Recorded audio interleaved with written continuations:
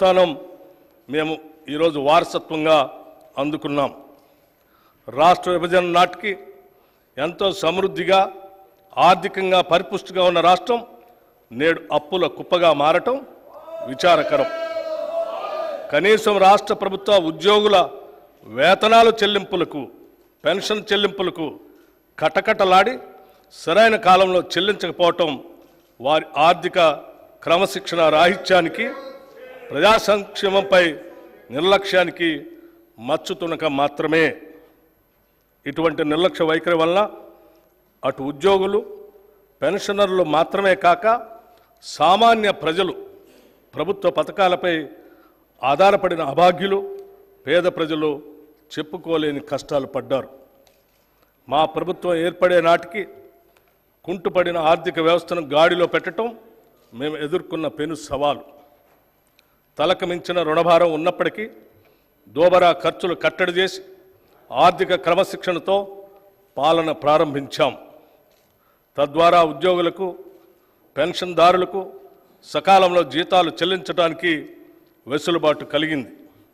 ఈ సంవత్సరం మార్చి నెల నుండి 3.69 లక్షల ప్రభుత్వ ఉద్యోగులకు, 2.87 లక్షల పెన్షన్దారులకు క్రమం తప్పకుండా ప్రతి నెల మొదటి తారీఖున జీతాలు, పెన్షన్లు చెల్లించడానికి మా ప్రభుత్వం చర్యలు తీసుకుంది. డిసెంబర్ 2023లో మా ప్రభుత్వం రాష్ట్ర ఆర్థిక స్థితిపై శ్వేతపత్రం విడుదల చేసే నాటికి 6,71,757 కోట్ల రూపాయల అప్పులు ఉన్నట్లు తేలింది. గత ప్రభుత్వం చేసిన అప్పులైనా ప్రభుత్వ పరంగా బాధ్యతతో వాటి తీర్చేందుకు అన్ని చర్యలకు శ్రీకారం చుట్టాం.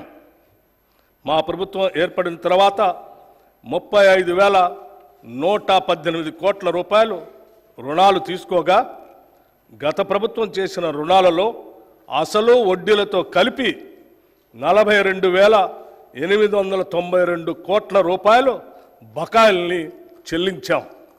అంటే మా ప్రభుత్వం తీసుకున్న రుణాల కన్నా 7,774 కోట్ల రూపాయలు ఎక్కువగా రుణాలు ఈ కొద్ది నెలల్లోనే చెల్లించడం ద్వారా మా చిత్తశుద్ధి అర్థమవుతుంది. గత ప్రభుత్వం నిర్వాహకం వల్ల చివరికి అప్పులు కట్టడానికి కూడా అప్పులు తీసుకునే పరిస్థితికి రాష్ట్రం దిగజారింది. రాష్ట్ర ఆర్థిక పరిస్థితి ఎంత క్లిష్టంగా ఉన్నా సంక్షేమాన్ని మాత్రం మేము విస్మరించలేదు. డిసెంబర్ నుండి నేటి వరకు 34,579 కోట్ల రూపాయలు వివిధ పథకాలపై ఖర్చు చేశాం. ఈ పథకాల్లో ముఖ్యమైనవి మహిళలకు ఉచిత బస్సు ప్రయాణం, 200 యూనిట్ల ఉచిత కరెంట్, రైతు భరోసా, బియ్యంపై సబ్సిడీలు మరియు చేయూత. సంక్షేమంతో పాటు మూలధన వ్యయానికి, క్యాపిటల్ ఎక్స్పెండిచర్ కూడా అదనంగా 19,456 కోట్ల రూపాయలు ఖర్చు చేశాం. తెలంగాణ రాష్ట్రం ఏర్పడిన 10 ఏళ్ల తర్వాత వాస్తవానికి దగ్గరగా ప్రణాళికాబద్ధమైన బడ్జెట్ను తొలిసారిగా మా ప్రభుత్వం 2024 ఫిబ్రవరి 10న శాసనసభలో ప్రవేశపెట్టడం జరిగింది. గత దశాబ్ద కాలంలో నియామకాల విషయానికి వస్తే రాష్ట్ర నిరుద్యోగ యువత కన్న కలలు కలలైపోయాయి. కొత్త ఉద్యోగాలు సృష్టించమనే మాట ఉంచితే ఉన్న ఉద్యోగాల నియామక ప్రక్రియల్లో గత ప్రభుత్వం చూపించిన అలసత్వం, నిర్లక్ష్యం కారణంగా నిరుద్యోగ యువత ఆశలు అడుగంటిపోయాయి.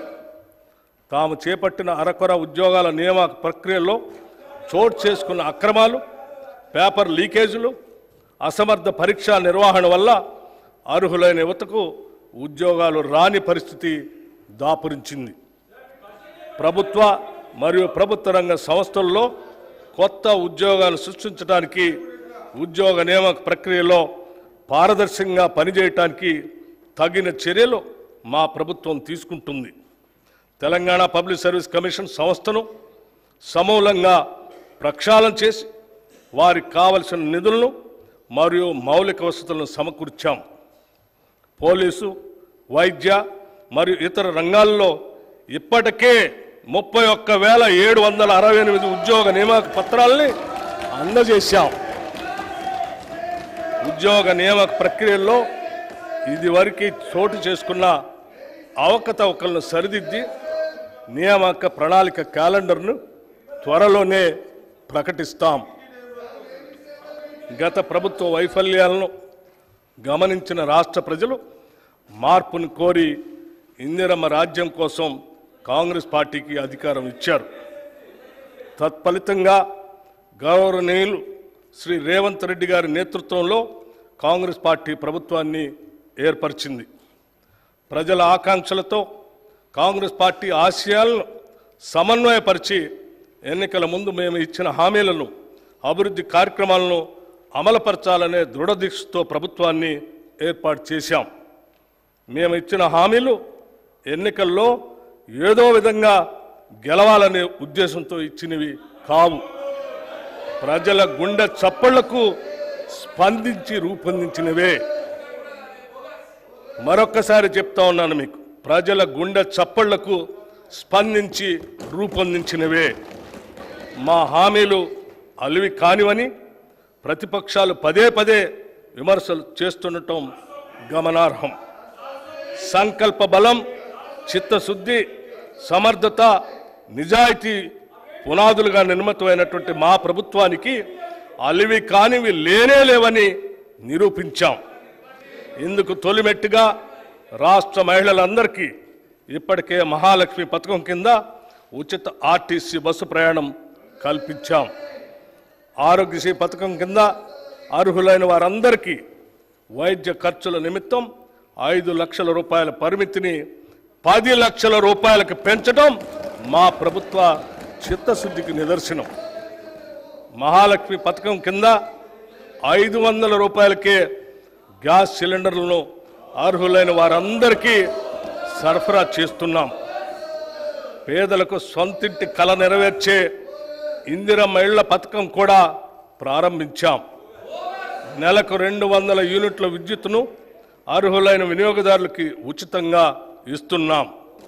ఈ పథకాలన్నీ మా ప్రభుత్వం ఏర్పడిన కొద్ది రోజుల్లోనే మేము ఇచ్చిన హామీలకు అనుగుణంగా అమలుపరిచాం. ఇది మా నిజాయితీకి నిదర్శనం. రైతు భరోసాతో పాటు ఇతర హామీలన్నింటినీ సత్వరమే పూర్తిగా అమలు చేసి తీరుతాం.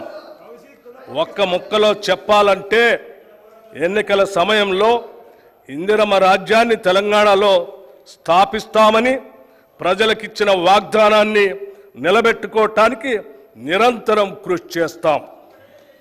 బడ్జెట్ అనేది కేవలం అంకెల సమాహారం కాదు, అది మన విలువల మరియు ఆశల వ్యక్తీకరణ కూడా. The budget is not just a collection of numbers but also an expression of our values and aspirations. మేము ప్రవేశపెడుతున్నటువంటి ఈ బడ్జెట్ మమ్మల్ని నమ్మిన రాష్ట్ర ప్రజల ఆకాంక్షలు మరియు వారి నమ్మకాల ప్రతిబింబమే. తెలంగాణ రాష్ట్ర ఆర్థిక స్థితిగతుల గురించి 2023-24 సంవత్సరానికి ప్రపంచ ఆర్థిక వ్యవస్థ 3.2% అభివృద్ధి చెందింది. ఇదే కాలానికి భారతదేశ ఆర్థిక రంగం 7.6%, తెలంగాణ 7.4%గా వృద్ధిని నమోదు చేశాయి. అంటే గత సంవత్సరంలో తెలంగాణ వృద్ధి రేటు జాతీయ వృద్ధి రేటు కన్నా తక్కువ అని గమనించాలి.